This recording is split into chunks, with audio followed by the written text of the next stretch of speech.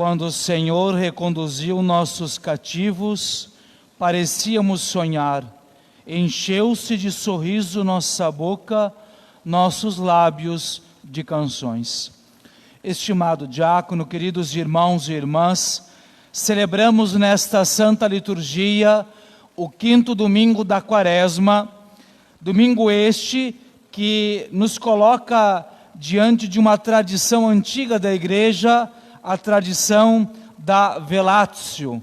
A Igreja, ela segue a tradição de no 5º domingo da Quaresma velar as imagens que estão no templo. E este costume da Igreja, ele acontece seguindo a ideia de que a Quaresma é um tempo de penitência, é um tempo de jejum, e portanto, como estamos nos aproximando, estamos praticamente entrando já na Semana Santa, vide que antes da reforma promovida pelo Concílio Vaticano II, o 5º domingo da Quaresma, ele já era chamado de primeiro domingo da Paixão do Senhor. E aqui já se começava então a se preparar intensamente para a celebração da Semana Santa. A Igreja então, ela tem esta atitude de cobrir as imagens para que nós passemos a fazer também um jejum do olhar. Porque a arte sacra, ela serve justamente para alimentar a nossa alma. Os crucifixos, as imagens da Virgem Maria, de São José, dos santos, são um modo de alimentar a nossa alma também com a presença de Deus, nos recordando aquilo que Deus fez por nós, dando a sua vida na cruz, ou o testemunho destes homens e mulheres que nos precederam e testemunham com a sua vida como é viver o Evangelho. Então, a Igreja, ao velar as imagens, ela nos propõe como que esse jejum do olhar, onde tudo isso vai sendo tirado diante de nós até a celebração do Tríduo, onde o próprio Cristo é tirado para depois ser novamente dado no mistério da ressurreição. Então é por isso que a Igreja, ela vela as imagens deste domingo até a celebração do Tríduo Pascal. Compreendido isso, nos voltamos agora para o Evangelho que nos é apresentado. Levam diante de Jesus uma mulher que foi flagrada em adultério. Este Evangelho, eu diria assim, nós podemos olhar e meditar ele em 3 pontos. Primeiro, a atitude dos fariseus e a intenção deles, a resposta que Jesus dá aos fariseus e a cena final, quando permanece somente Jesus e aquela mulher que foi levada diante dele. Então a primeira cena, quando os fariseus levam até Jesus esta mulher que foi flagrada em adultério. Vamos primeiro compreender o que dizia a lei. A lei dizia que toda aquela pessoa que fosse flagrada em adultério, ela deveria então sofrer a pena de lapidação, ou seja, ser apedrejado. Agora, o que logo de início fica, diríamos assim, uma ponta solta, e a gente vai ver como Jesus, ele se usa disso para reverter a situação, é que eles levaram somente a mulher. Mas acontece que o adultério é um tipo de pecado que não se comete sozinho. E a lei, em Levítico 20:10, deixa muito claro que os 2 que eram flagrados em adultério deveriam sofrer a mesma pena, a começar pelo homem. Então já há uma falha na tentativa aqui destes fariseus. Por que eu digo uma falha na tentativa dos fariseus? São João disse que eles levaram a mulher e perguntam: que dizes tu? E versículo 6 diz, perguntavam isso para experimentar Jesus, para terem motivo de o acusar. Então, qual era o, entre aspas, plano perfeito dos fariseus. Os judeus, na verdade, né, o povo judeu, naquele período, ele vivia sobre o domínio do Império Romano. E o Império Romano, ele tinha um sistema de lei com o qual ele tirava de todo o povo que estivesse dominado por ele o direito de executar uma pena de morte. Por exemplo, nós veremos daqui uns dias mais, quando os soldados do templo prendem Jesus e eles levam até Pilatos, e Pilatos diz: olha, ele é judeu, eu não tenho nada a ver com isso, vocês que se virem julgar ele. Aí um dos líderes diz: mas nós não podemos condená-lo à morte, porque isso era uma prerrogativa romana. Então na cabeça deles era o seguinte, e a lei dizia que tinha que apedrejar. Na cabeça deles era a seguinte, a situação era a seguinte, o plano era o seguinte: olha, nós vamos levar essa mulher, vamos apresentar, se Jesus mandar cumprir a lei e mandar apedrejar, nós o acusamos diante dos romanos de ter sido insubordinado às leis romanas, e ele vai ser preso e executado. Se ele não mandar apedrejar, nós o acusamos de descumprir a lei, e aí nós vamos poder dizer: olha, que tipo de Messias é esse que se opõe à lei? Então esse era o plano perfeito dos judeus. Temos uma armadilha, né? Até a gente pensa naquele ditado, né? Jesus vai ficar naquela situação de se ficar o bicho come, se correr o bicho pega. Na cabeça deles era isso. Mas as coisas não vão bem como eles planejaram. Eles levam lá, apresentam a mulher, e logo de início, quando eles apresentam e questionam, nos diz o Evangelho que Jesus, inclinando-se, abaixando, e começa a escrever no chão. Então esse se inclinar, ele se ou agachou ou se ajoelhou no chão e começou a escrever ali. É uma cena enigmática, com certeza, e a nossa curiosidade fica até aguçada, tentando imaginar o que possivelmente Jesus estava escrevendo. Bom, o que ele de fato escreveu, nós não sabemos, não há indício nenhum no Santo Evangelho do que ele tenha escrito. Mas os padres da igreja, eles fazem as suas interpretações e nos trazem um conteúdo que nos ajuda a meditar esta atitude de Jesus. A começar por São Beda, o Venerável, quando ele diz que Jesus, ao inclinar-se e começar a escrever no chão, ele de algum modo está querendo mostrar, dizer àqueles que estavam ali, de que este dedo, que agora escrevia no pó da terra, era o mesmo dedo que tinha escrito nas pedras as leis que foram entregues aos homens. Num sentido de: eu conheço a lei que vocês estão recitando, fui eu quem escrevi, quem promulguei esta lei. De algum modo, evocando sobre a lei a autoridade. Ele é a autoridade sobre esta lei.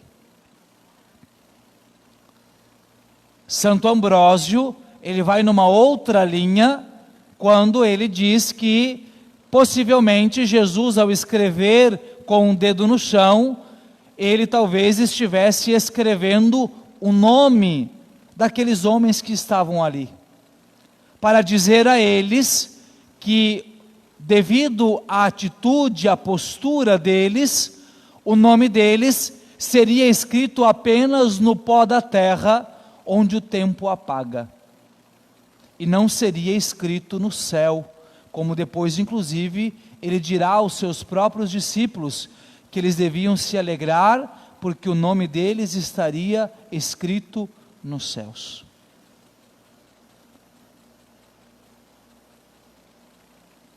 Os judeus continuam insistindo, como persistissem em interrogá-lo, Jesus ergueu-se e disse: quem dentre vós não tiver pecado, seja o primeiro a atirar-lhe uma pedra. Jesus aqui invoca o modo como a lei deveria ser aplicada. A lei dizia o seguinte: olha, deve atirar a primeira pedra, ou as primeiras, aqueles que foram as testemunhas oculares do flagrante.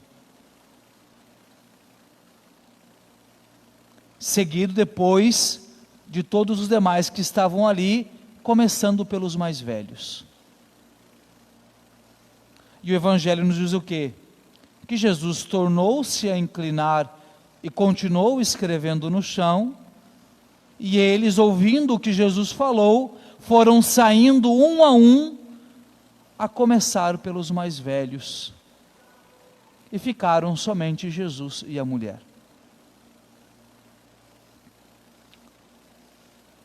Lembra que no início eu disse que a lei exigia a execução dos dois?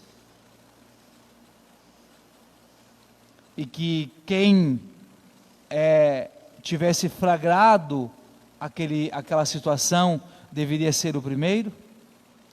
Jesus então manda que se cumpra a lei, não se opõe à lei, como eles esperavam que ele pudesse se opor, mas ele exige que a lei seja executada da maneira correta.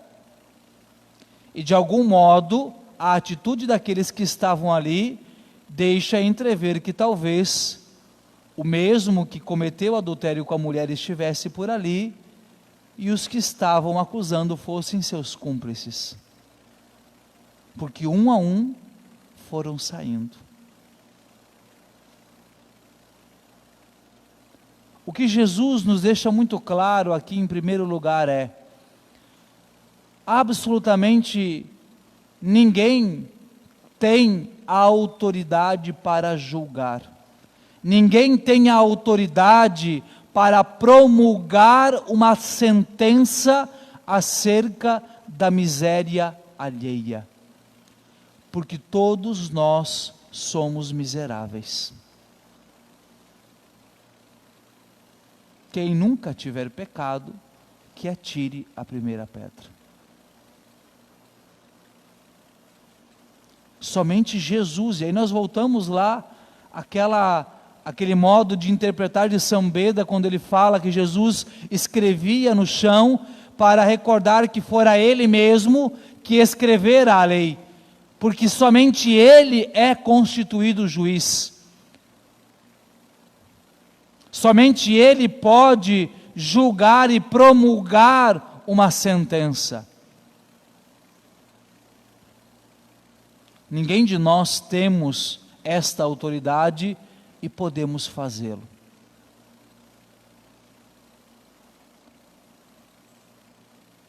Diante então dessa segunda cena, onde os homens vão saindo um a um, Jesus novamente inclina-se e segue a escrever no chão. Aqui há a interpretação de um outro santo padre da igreja, São Jerônimo, onde ele diz que talvez Jesus estivesse escrevendo no chão os pecados de cada um daqueles que estavam ali acusando a mulher.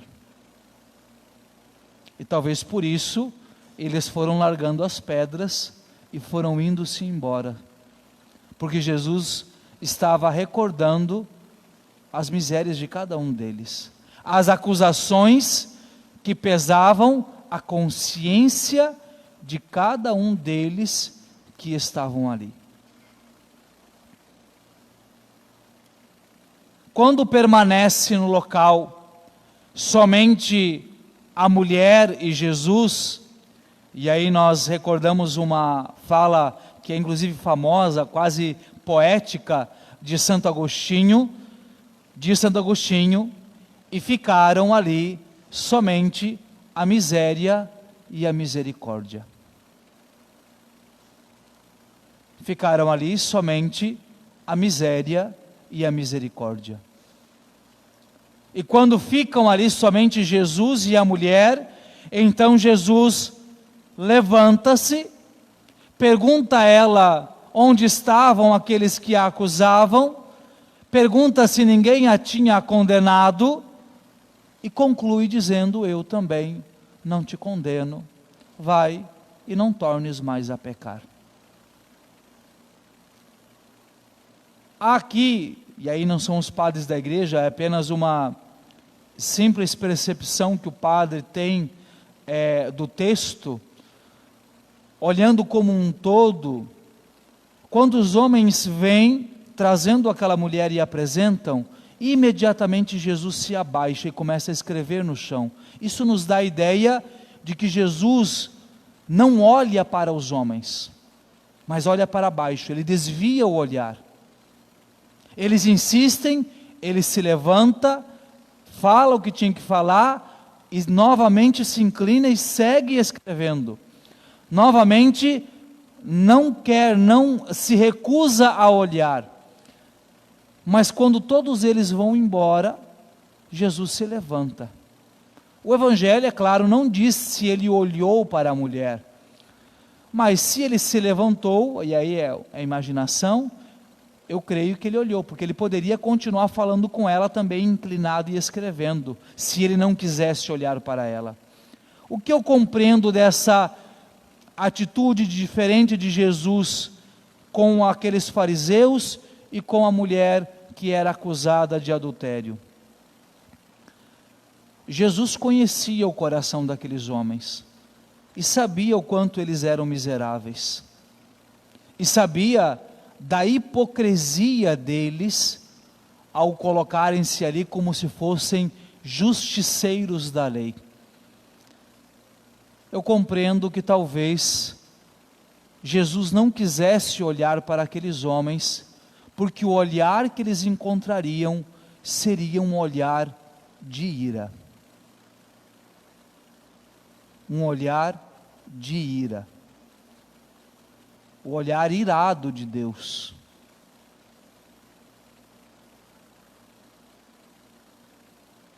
E eu não sei se vocês já pararam alguma vez na vida de vocês para meditar sobre isso, mas eu vou tentar aqui ajudá-los a entender. Eu acho que todos nós já passamos, ao menos talvez na infância ou na adolescência, por aquela situação de ter aprontado alguma coisa e o pai ou a mãe olhar para a gente com aquele olhar que a gente já pensa assim: é hoje que a cobra vai fumar, é hoje que eu apanho até amanhecer. Aquele olhar que nos dá medo. Eu digo isso assim porque, por exemplo, eu me recordo quando eu era criança, que eu e os meus irmãos até que não apanhamos tanto, mas é porque a gente nem chegava a aprontar, porque se a gente começasse só o olhar da minha mãe ou do meu pai, eu já tremia que nem uma vara verde. Então, se o olhar, diríamos assim, de ira, de reprovação, de um ser humano, de alguém semelhante a nós, já desperta em nós um certo desespero, uma insegurança, o que não será o olhar de ira de Deus? E eu digo isso para mostrar como Jesus, na verdade, ele foi misericordioso com aqueles fariseus. Porque se Jesus olhasse para eles num olhar de ira divina, o que seria o desespero da alma daqueles homens?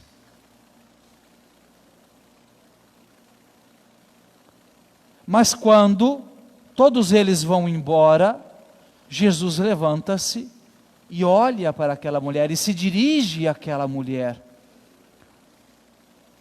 E ele faz isso com toda tranquilidade, porque ali o olhar não será de ira, mas o olhar será de misericórdia.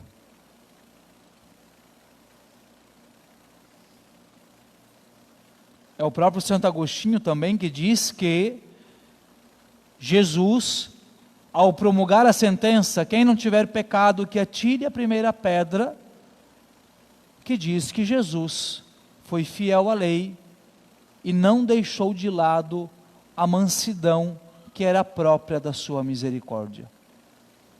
Foi essa mansidão que fez que ele não olhasse com ira a hipocrisia dos judeus e olhasse também, ao mesmo tempo, com misericórdia para aquela que era pecadora, mas que diante de Jesus estava ali para encontrar a misericórdia. Quando Jesus diz à mulher: eu também não te condeno, podes ir e de agora em diante não peques mais, é preciso que nós olhemos para a afirmação como um todo, porque muitas vezes nós chegamos a ouvir aquela ideia de que, então Jesus está aprovando o pecado, tudo bem, ela foi pega em adultério e ela pode ir livre agora. Por acaso a fala de Jesus deixa entender que ele aprova o pecado? Deixa, gente? Não. Podes ir e de agora em diante não peques mais.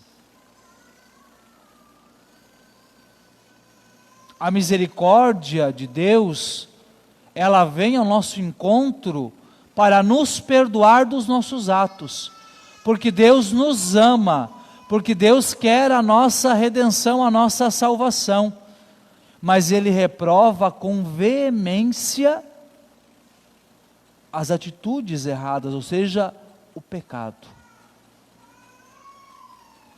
Agora, meus irmãos e irmãs, eu gostaria, já que nós estamos, como mencionei lá no início da nossa reflexão, nós estamos já nos encaminhando para esta reta final, Semana Santa, eu gostaria, a partir de tudo isso que Jesus nos falou através deste Evangelho, especialmente a partir desta dinâmica do olhar de Jesus, eu gostaria de lhes fazer uma proposta, de que todos nós vivamos a Semana Santa, cada um destes momentos, Domingo de Ramos, os momentos de piedade da terça, da quarta, o tríduo pascal começado na quinta, que nós vivamos esses dias todos procurando olhar nos olhos de Jesus, procurando o olhar de Jesus.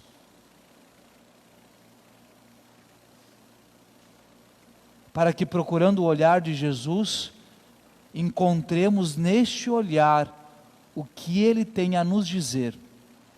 Porque sim, o olhar de Jesus nos diz muito.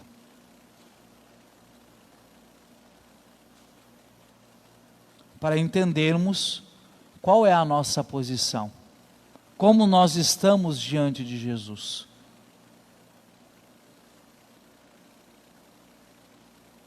É o próprio Santo Agostinho que diz também: Senhor, quando pecamos, para onde vamos ou para onde fugimos, senão que para longe de Ti misericordioso e para perto de Ti irado? Para onde vamos ou para onde fugimos, senão que para longe de Ti misericordioso e para próximo de Ti irado. Que o nosso olhar, ao procurar os olhos de nosso Senhor, encontre e se deixe encontrar pelo olhar misericordioso do Senhor.